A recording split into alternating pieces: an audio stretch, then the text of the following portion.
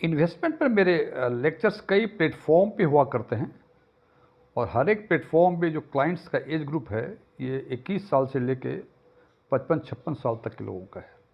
और बातचीत के क्रम में जब उन्हें लगता है कि मैं म्यूचुअल फंड की भी कुछ बातें करता हूँ जो आज के दिन में काफ़ी कॉमन इन्वेस्टमेंट एवेन्यूज़ है for all group of people, चाहे वो 20 साल के हों चाहे वो 60 साल के हों, तो उनका दो कॉमन क्वेश्चंस होते हैं। सबसे पहला सवाल कि सबसे बेस्ट म्यूचुअल फंड कौन सा है, और दूसरा सवाल कि क्या यदि म्यूचुअल फंड में पैसे लगाऊं तो क्या ये जीरो भी हो सकता है। तो सबसे पहले हम बात करते हैं पहले सवाल की कि सबसे बेस्ट म्यूचुअल फंड कौन सा है।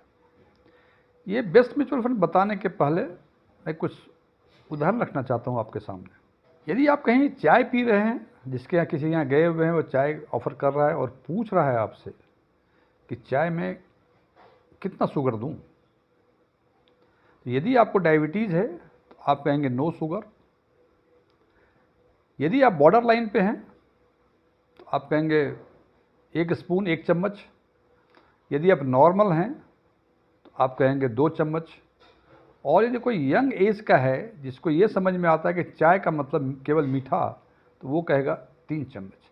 अब यदि आपसे पूछा जाए कि सबसे अच्छी चाय कौन सी है, बिना शुगर वाली या 3 चम्मच शुगर वाली, इसका मतलब हर चीज़ का बेस्ट और वर्स्ट डिपेंड करता है आपके इंडिविजुअल ज़रूरतों के हिसाब से। आपकी आवश्यकता क्या क्या है। जिसको डायबिटीज़ थी उनको डॉक्टर ने कहा था कि आप शुगर ना लें, तो उसके लिए बेस्ट चाय तो वो है जो कि जिसमें शुगर नहीं है।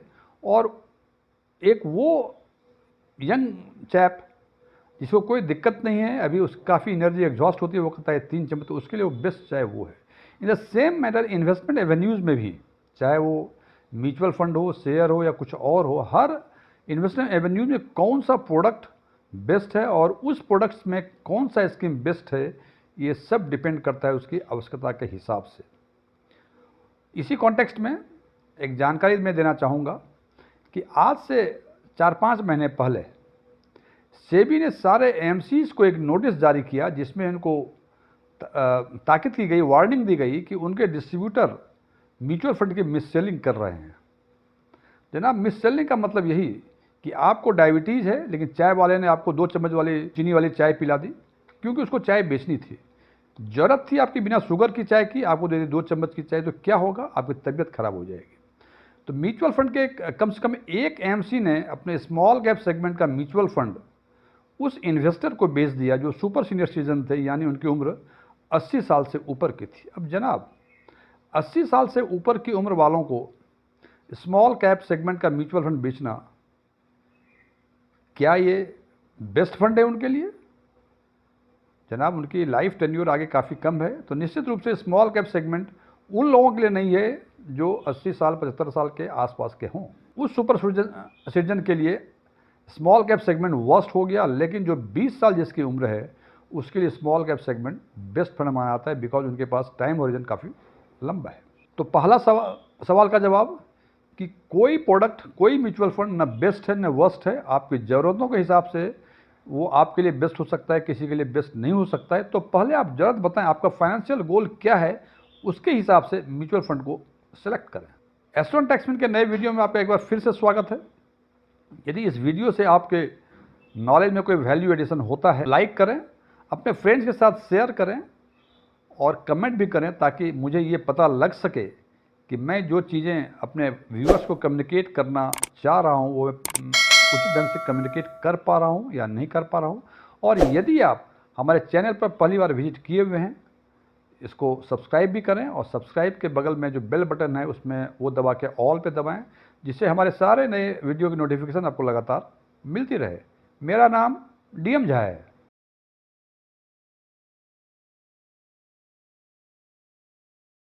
दूसरा सवाल, क्या म्यूचुअल फंड का इन्वेस्टमेंट कोई जीरो हो सकता है? जनाब, इसके जवाब देने के पहले आप खुद निर्णय करें। जैसे कि आप जानते हैं कि म्यूचुअल फंड में टोटल एक्सपेंसेस रेशियो होता है, वो कंपनियां जो आपके फंड को मैनेज करती हैं उसके बदले कुछ खर्चे काटती हैं आपके। मैं एक एग्जांपल देता हूं। एक मिड कैप सेगमेंट का म्यूचुअल फंड स्कीम है जिसका एसेट अंडर मैनेजमेंट 75,296 करोड़ है और उनका टोटल एक्सपेंसेस रेशियो 1.39% है। इसका मतलब यदि साल का एक्सपेंसेस यदि देखें जो डिडक्ट करती है आपके कॉर्पस में से म्यूचुअल फंड एएमसी कंपनी, वो आती है करीब 1046 करोड़ के आसपास। और यदि इसको मंथली में डिवाइड करें, मीन्स 12 से डिवाइड करें, तो ये आता है करीब 87 करोड़ 21 लाख के आसपास। अब जनाब यदि इस कंपनी को यदि बंद करना हो तो कौन सा ऐसा एंटिटी होगी, कौन सा ऐसा डिसीजन मेकर होगा जिसको कि 7.21 करोड़ हर महीने टोटल एक्सपेंसेस रेशियो मिल रहे हैं, उसको फ़ायदा हो रहा है। हालांकि इस 87 करोड़ में से कुछ उनको डिस्ट्रीब्यूटर को देने पड़ते होंगे, लेकिन फिर भी 50 करोड़ के आसपास पर मंथ का तो उनका इनकम तो है ही है। अब वो अच्छा, एक इंटरेस्टिंग फैक्ट इसमें यह है म्यूचुअल फंड में कि टोटल एक्सपेंसेस रेशियो आपका कॉर्पस बढ़े, आपकी एनएवी बढ़े, आपके म्यूचुअल फंड की एनएवी घटे, उसको कोई फर्क नहीं पड़ता है। ये एक्सपेंसेस रेशियो जो है डेली एनएवी के बेसिस पर मंथली वो अपने टोटल एक्सपेंसेस रेशियो जितना परसेंट है वो अपने आप डिडक्ट कर लेता है। तो किसी भी हालत में आपका इन्वेस्टमेंट लॉस में जाए, प्रॉफिट में जाए, उनको एक्सपेंसेस रेशियो मिलता रहता है। सो नॉर्मल कोर्स में कोई भी कंपनियां इस इनकम को छोड़ के बंद नहीं करेंगी, और ये जब बंद नहीं करेंगी तो आपका पैसा जीरो कभी नहीं होगा। नंबर 2, होता क्या है, जब कंपनियां लॉस में जाती हैं तो कंपनियां एक दूसरे में मर्ज हो जाती हैं, लेकिन आपका इन्वेस्टमेंट पर कोई फर्क नहीं पड़ता है।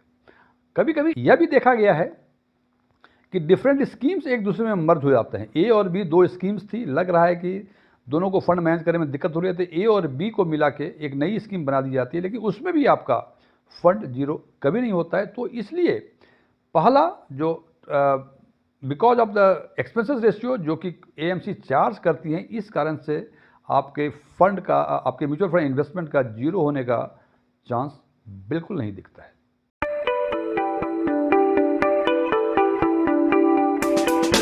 बहुत सारे इन्वेस्टर्स और व्यूअर्स का ये कहना है कि यदि उसने किसी ऐप के थ्रू किसी म्यूचुअल फंड में इन्वेस्टमेंट किया है और यदि वो ऐप वाला भाग जाए, तो वो ऐप बंद हो जाए, तो उसके पैसे का क्या होगा।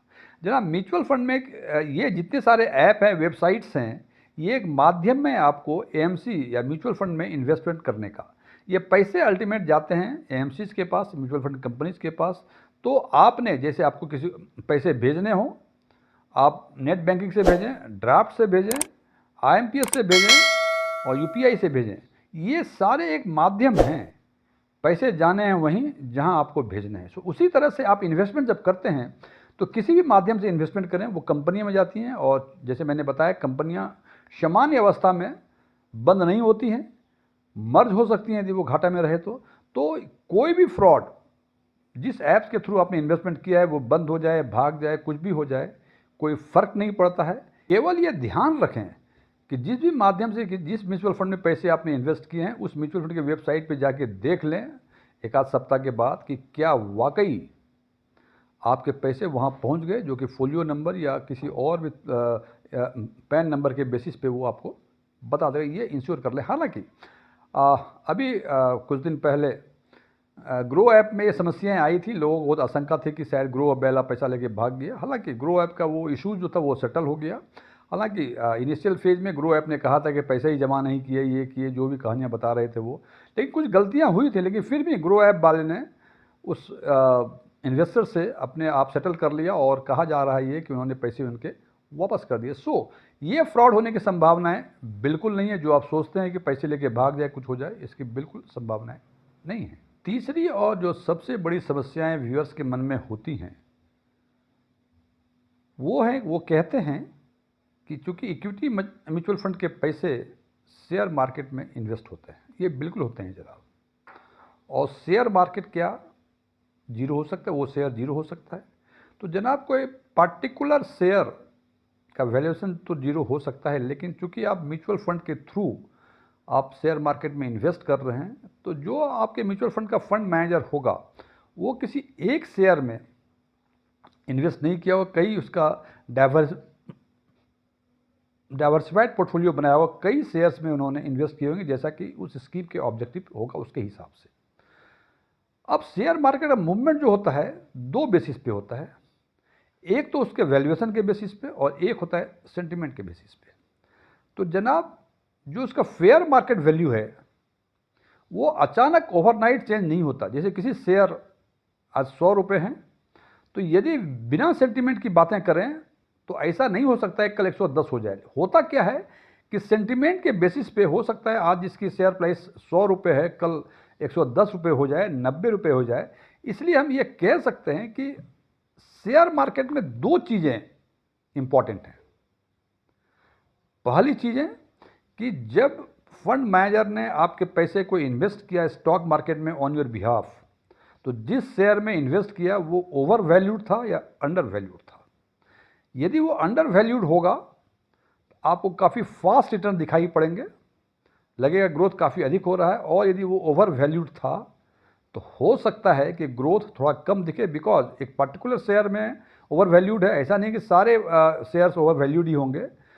इसको एक उदाहरण के तौर पर समझते हैं कि ओवर वैल्यूएशन और अंडर वैल्यूएशन क्या होता है और इसमें सेंटिमेंट कैसे काम करता है। मार्च 2020 में जब कोविड आया था उस टाइम रिलायंस इंडस्ट्रीज़ का शेयर प्राइस करीब 984 रुपये के आसपास पहुंच गया था। और अभी उसके 4-4.5 साल के बाद यानी जून जुलाई अगस्त 2024 में उसकी मार्केट प्राइस 3000 से ऊपर चली गई। अब जनाब ये देखिए कि ये पिछले 4 वर्षों में रिलायंस इंडस्ट्रीज़ में ऐसा क्या हो गया कि उसके शेयर प्राइस का प्राइस 3 गुने से अधिक बढ़ गई। ऐसा कुछ नहीं हो सकता है 3 वर्षों में, कोई जादू नहीं हो सकता है कि जिसके कारण उसकी प्राइस इतनी बढ़ गई। केवल ये सेंटिमेंट है। और सेंटिमेंट बनता कैसे जनाब? सेंटिमेंट का सबसे इंपॉर्टेंट है कि जब भी कोई न्यूज़ आती है तो स्टॉक मार्केट उसको कंपाउंडिंग या डिस्काउंटिंग कर लेती है। जैसे कुछ आज के दिन में यदि बात करूं कि इजराइल ने ईरान पे अटैक कर दिया और ये अटैक कर दिया इमीडिएटली किसी इंडस्ट्रीज़ पे जो हिंदुस्तान में है, इमीडिएटली कोई फ़र्क नहीं पड़ने वाला है। लेकिन जैसे ही ये खबरें आएंगी स्टॉक मार्केट शायद 5000 पॉइंट्स नीचे गिर जाए। ये सोच के कि वहाँ अटैक किया, अब एक्सपोर्ट नहीं होगा, इंपोर्ट नहीं होगा, ये नहीं होगा, वो नहीं होगा, ये सारी चीज़ें जो हैं स्टॉक मार्केट डिस्काउंट कर लीजिए और उसके हिसाब से वो रिएक्ट करती हैं। यदि कोई अच्छी खबरें आ जाएँ कि सरकार जो है 2026 में ये पॉलिसी बनाने जा रही है, पक्का हो गया, तो उस पॉलिसी का इम्पैक्ट तो 2 साल के बाद आएगा, लेकिन उसको कंपाउंड कर लेते हैं आज के दिन में। और मालूम होगा जिस शेयर प्राइस का दाम उस जिस इंडस्ट्री को उस पॉलिसी से फ़ायदा होने वाला है 2 साल के बाद, उसकी प्राइस आज से ही बढ़नी वो शुरू हो जाएगी। दो चीज़ें ध्यान में रखनी है कि यदि ओवर वैल्यूड स्टॉक में इन्वेस्टमेंट हुआ है, हालांकि चूंकि आप फंड मैनेजर आपके बिहाफ में काम कर रहा है, गलतियां उससे भी हो सकती है, ओवर वैल्यूड स्टॉक में इन्वेस्ट कर दे। और यदि ऐसा होता भी है तो उसमें नेगेटिव रिटर्न हो सकता है, लेकिन जिस स्टॉक्स में इन्वेस्ट किया वो कंपनियां नेस्तो नाबूद नहीं होंगी, इसलिए किसी भी हालत में वो जीरो नहीं हो सकती। नंबर 2,